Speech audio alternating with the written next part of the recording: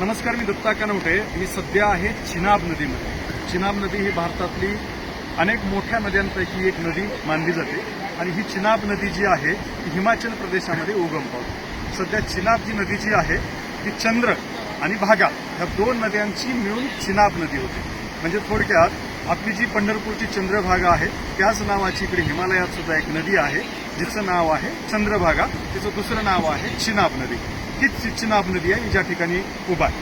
आपण इकडून जर बघितलं तर ही इकडून चिनाब नदी अर्थात चंद्र नदी, चंद्रमध्ये म्हणतात तिला, ही नदी इकडून वाहत येते.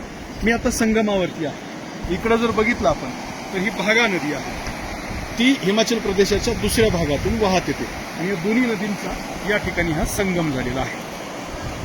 आणि ह्या संगमापासून पुढे या नदीला चिनाब नदी म्हणून ओळखलं जातं. चिनाब या शब्दाचा अर्थ चंद्रभागा असाच आहे. इकडे सुद्धा काही लोक चंद्रभागा याच नावाचा उल्लेख करतात. अत्यंत सुंदर नदी आहे. आपण जर बघितलं तर ह्या नदीचं पाणी बघा, प्रचंड नितळशार पाणी आहे. त्यातले आपले सगळे दगड सुद्धा आपल्याला स्पष्टपणे पाहायला मिळत आहेत आणि एक सुंदर नजारा सुद्धा या ठिकाणी तयार होतो. वरती उंच पर्वत आहे, पर्वतावरती बर्फ आहे.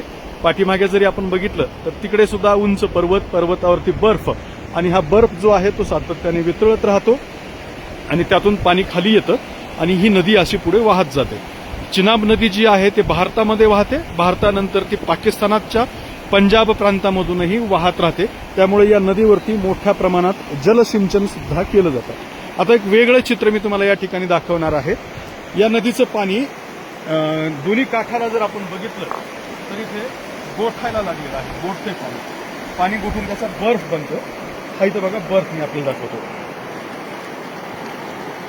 ही नदी गोठून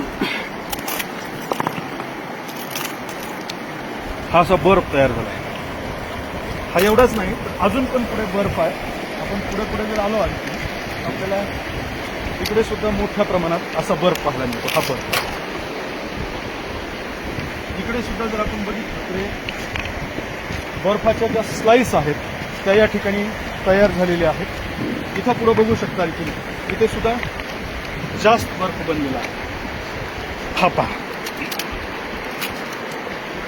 ही बर्फाची स्लाइस आहे.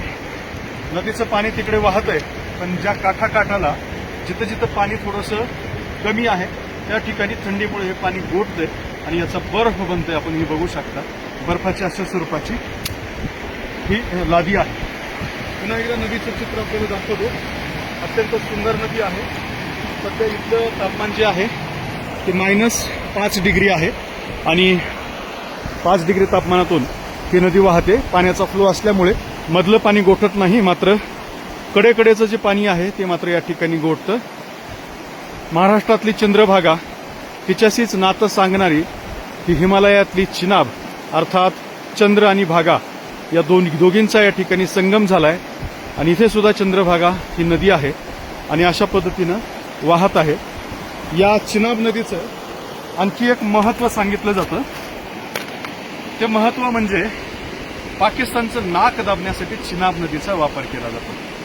कारण सिंधू जल करार जो आहे भारत आणि पाकिस्तानच्या मध्ये झालेला, त्यानुसार चिनाब नदीचं पाणी वाटप जे आहे ते केलं जातं. चिनाब नदीवरती वेगवेगळ्या ठिकाणी धरणं आहेत. पाकिस्तानला पाण्याची गरज असेल त्यावेळेला त्या करारानुसार पाणी सोडावं लागतं. मात्र पाकिस्तानचं नाक दाबण्यासाठी, पाणी अडवण्यासाठी सुद्धा वापर केला जातो. तीच ही चिनाब नदी आहे, ज्या चिनाब नदीच्या माध्यमातून पाकिस्तानचं नाक सुद्धा दाबलं जाऊ शकतं. धन्यवाद.